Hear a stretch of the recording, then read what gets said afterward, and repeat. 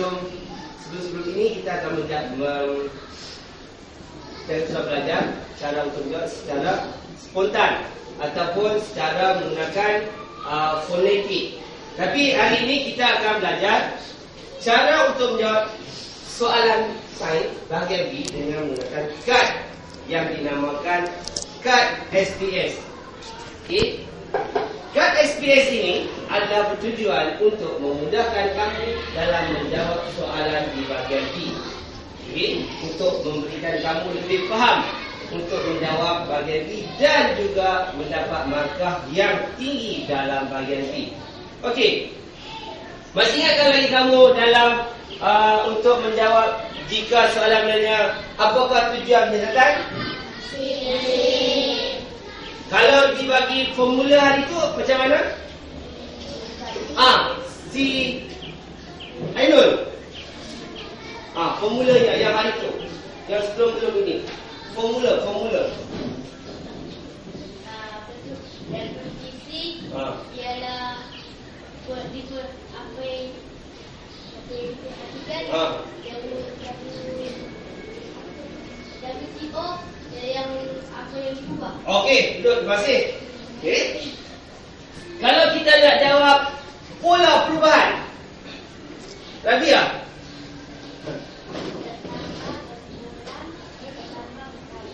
Tambah. Bertambah berkurang meningkat. Okey. Cara kita nak jawab kesimpulan. Kita pakai 3 markah. Okey, kita pakai 3 markah. Masih duduk. Kalau kita nak menjawab soalan kau boleh ubah. Muhammad.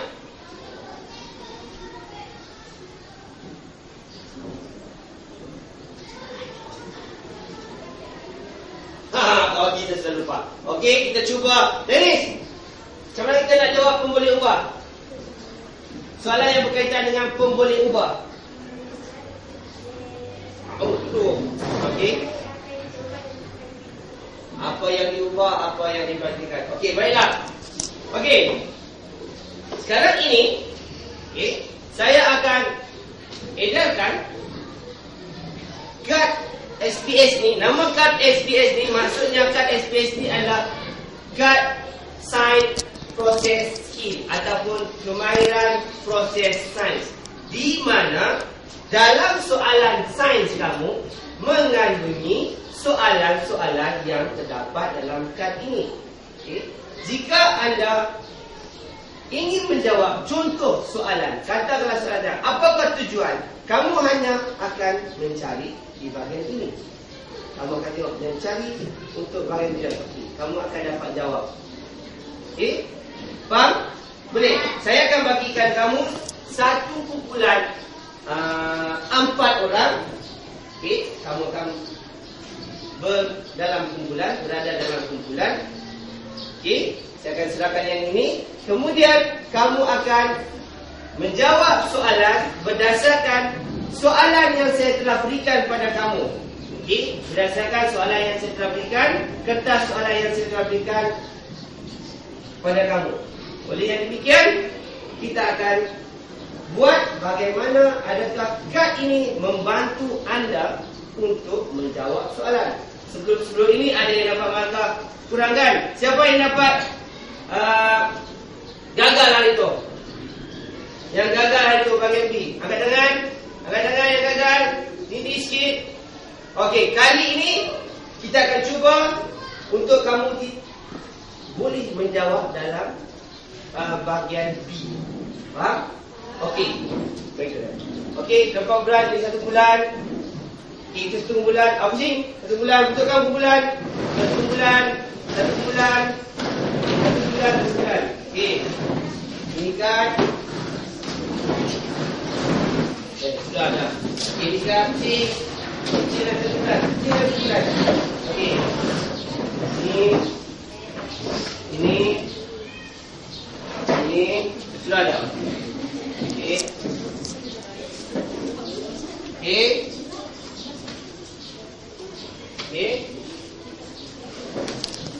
Okey, baiklah. Sekarang ini soalan yang ada tu saya nak kamu buat berdasarkan menggunakan kad SPS ini.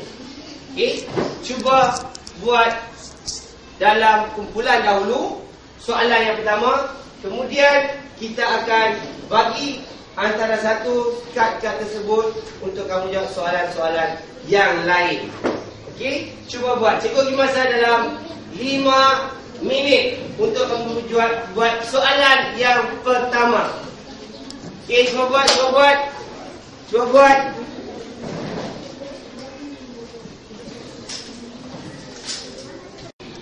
Okey, sudah siap? Okey, bagus. Kalau sudah siap. Okey, berdasarkan kad yang kamu dapat tadi, berbanding dengan cara yang cikgu buat sebelum ini, yang manakah lebih senang? Kad ini yang lebih senang kan? Lebih memudahkan kamu untuk menjawab soalan bahagian B, betul? Okey, mari kita lihat sama ada mudah ataupun tidak. Alright, saya akan tanya, kita semak kepada soalan yang pertama.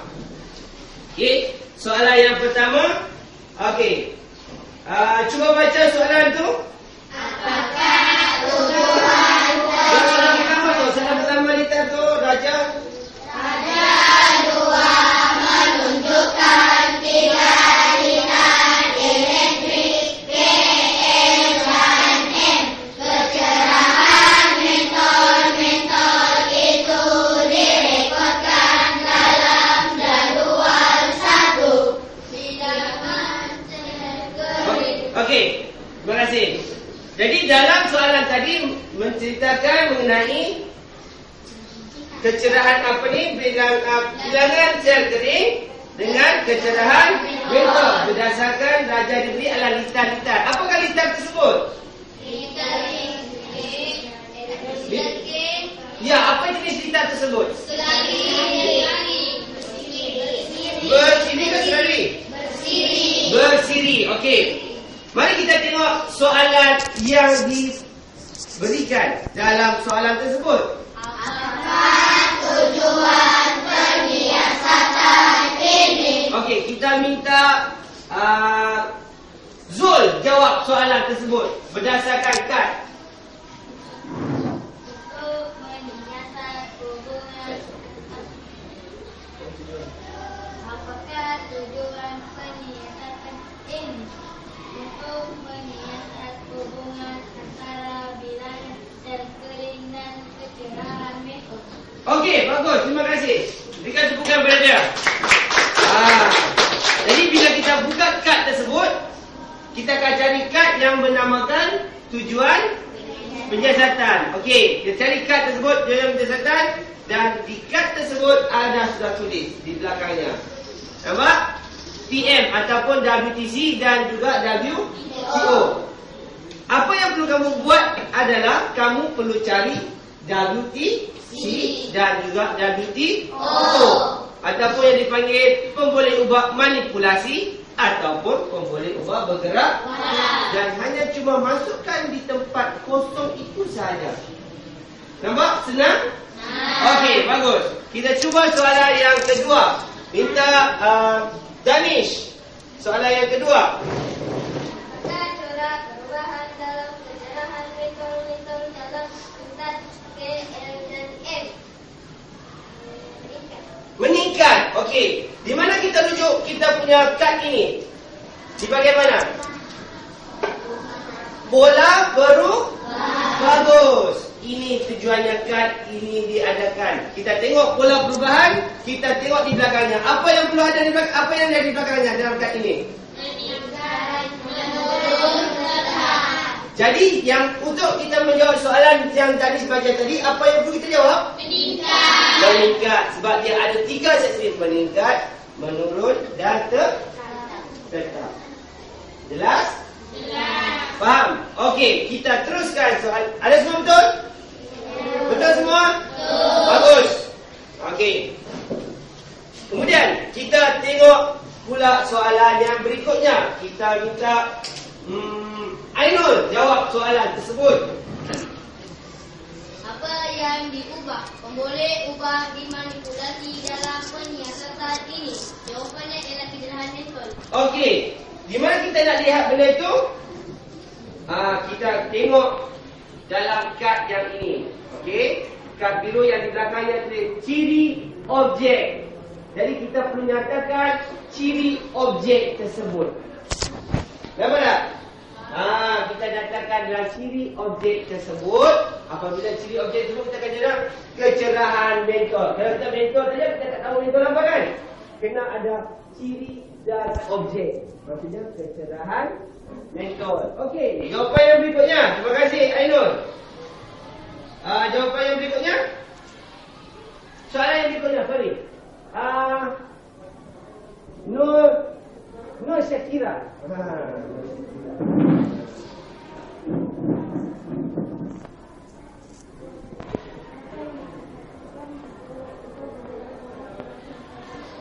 Okey, apa yang perlu kau bergerak balas? Bilangan? Ya, bilangan sel kering. Berdasarkan kad ini juga. Dalam kad ini kita dapati bahawa ada pemboleh ubah dimanipulasi, pemboleh ubah bergerak balas dan pemboleh ubah yang ditetapkan. Baiklah. Dan soalan yang terakhir bagi soalan yang pertama tadi.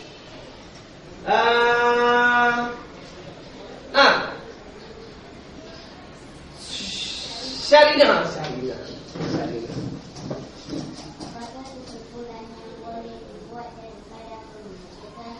Okey.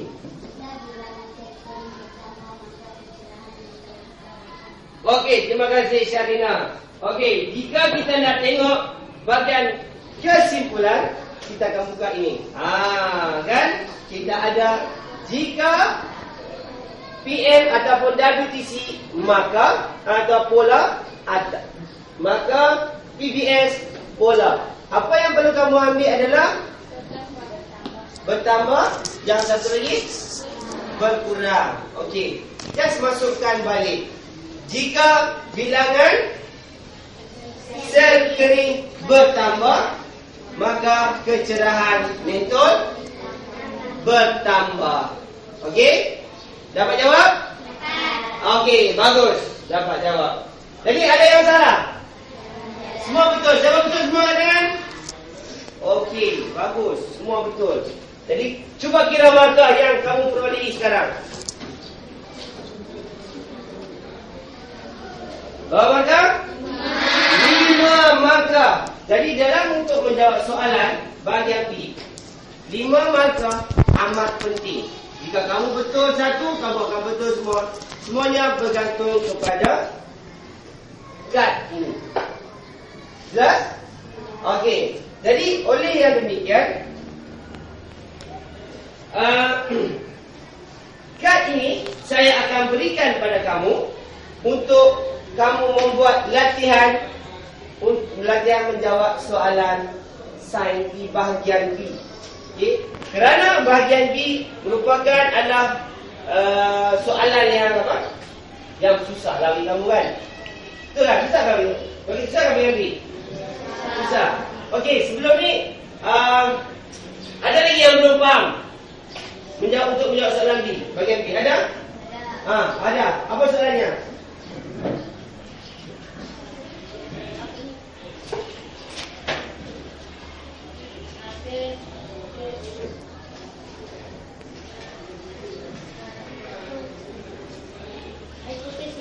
Hipotesis. Okey, terima kasih. Okey, untuk menjawab hipotesis, anda pun boleh gunakan kad ini. Okey, dalam hipotesis, okey, kita ada di sini juga hipotesis. Kalau kamu perhatikan dalam kad ini, kita ada 2. Okey, dalam kad ini dia ada 2. Satu kesimpulan dan juga lagi satu adalah hipotesis. Cuba perhatikan hipotesis dan kesimpulan. Okey, cuba perhatikan. Adakah ia sama ataupun berbeza? Sama atau berbeza? Beza tak? Cuba tengok berbeza ataupun tidak? Cuba tengok.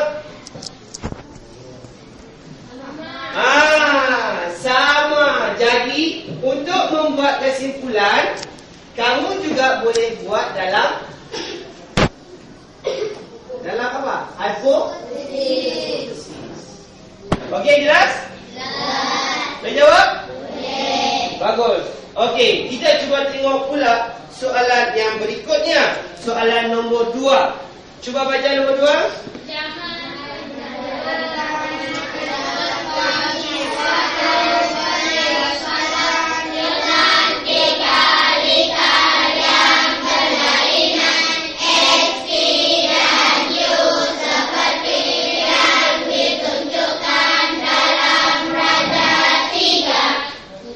Okey. Kita dapati bahawa ada 3 litar. Samakah litar tersebut?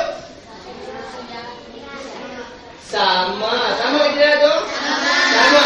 Apa yang berbeza? Mentol. Bilangan mentol. Okey, bilangan mentol. Tadi kamu jawab gunakan kad ini, betul? Mari kita tengok sama ada jawapan kamu betul atau tidak, ataupun telah memenuhi piawai ataupun tidak. Okey, cuba kita tengok soalan yang pertama. Cuba baca soalan pertama. Apakah seorang perubahan dalam kecerahan mentol dalam litar X, T dan U? Okey, mari kita tengok kad tersebut. Tengok kad. Okey, kad apa yang perlu kita cari? Di depannya? Pola perubahan. Kita tengoklah pola perubahan. Ada 3 perkataan saja. Yang mana perlu kita pilih? Berkurang ataupun menurun pun kita boleh terima. Okey. Seterusnya, jawapan seterusnya.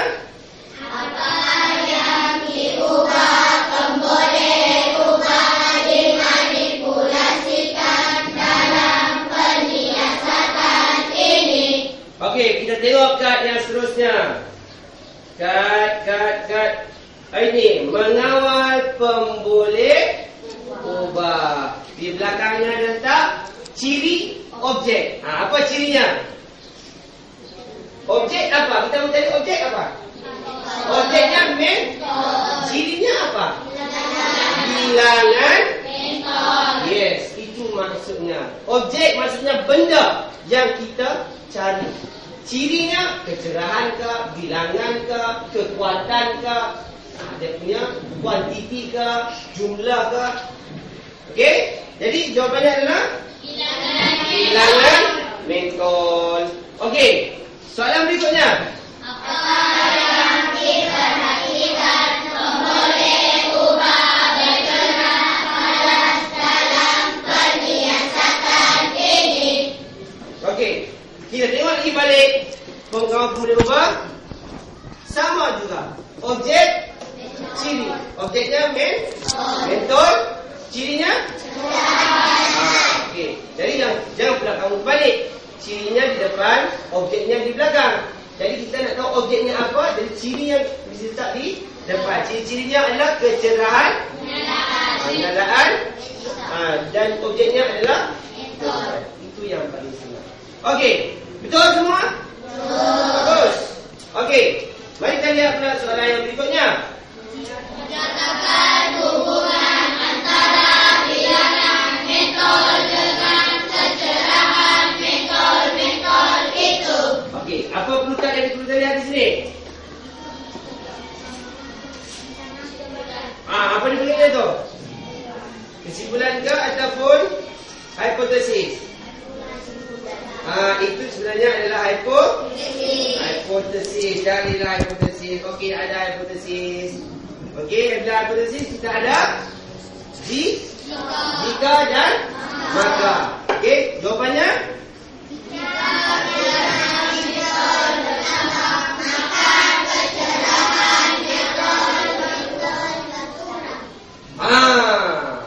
Okey, betul. Terima kasih. Dan soalan yang terakhir sekali. Terakhir soalan. Okey. Itu saja soalan yang diberikan. Okey. Cuba kira jumlah markah yang kamu dapati semua. 5 markah. 4 kali 5. Ada 4 markah. Jadi tadi 5, sekarang 4 markah. Jadi berapa semua? 9 markah. Menunjukkan itu adalah markah penuh. Sedangkan soalan dia akan mengandungi 4 markah saja. Satu ada 5, mungkin tempat lain. Soalan yang berikutnya mungkin ada 6 markah. Okey? Jelas? Senang untuk menjawab serangkaian ini? Okey. Oleh yang demikian, cikgu akan bagi kerja rumah dengan kamu. Soalan akan diberikan dengan kamu lepas ini, dan kamu boleh buat di rumah, latihan di rumah sebagai ujian, di mana kamu perlu menjawab dengan menggunakan kad ini. Sama ada kamu lebih senang ataupun lebih susah. Kemudian saya akan berikan kertas dengan kamu, refleksi dengan kamu bahawa komen tentang kad ini. Sekejap lagi saya akan edarkan tutup kertas dan kamu akan komen mengenai kad ini, sama ada dia berkesan untuk kamu menjawab soalan saya, mudah kamu fahami ataupun tidak. Okey? Okey. Saya rasa itu saja untuk hari ini. Kita akan berjumpa lagi pada hari yang lain, di mana 3 minggu dari sekarang, okey, kita akan buat ujian di mana saya akan menguji kamu sama ada kamu mahir atau tidak menggunakan kad ini. Okey, sekian. Terima kasih.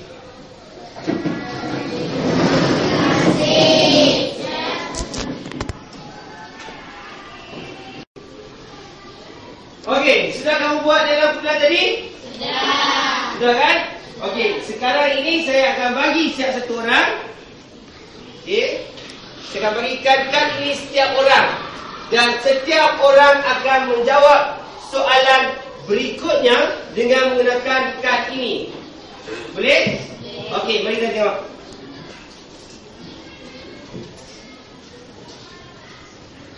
Oh, ada sudah yang tadi. Okey. Ada sudah. Ini tak ada. Okey. Okey, semua ada sudah masing-masing? Ada. Sudah ada? Okey. Semua sudah ada? Okey. Jadi berdasarkan kad yang kamu diberikan tadi, cikgu mau kamu jawab soalan yang berikutnya. Soalan bahagian B, yang soalan nombor 2, yang berikutnya menggunakan kad SPS ini. Cikgu bagi masa dalam 5 minit untuk kamu jawab. Bermula sekarang. Cuba menggunakan kad tersebut.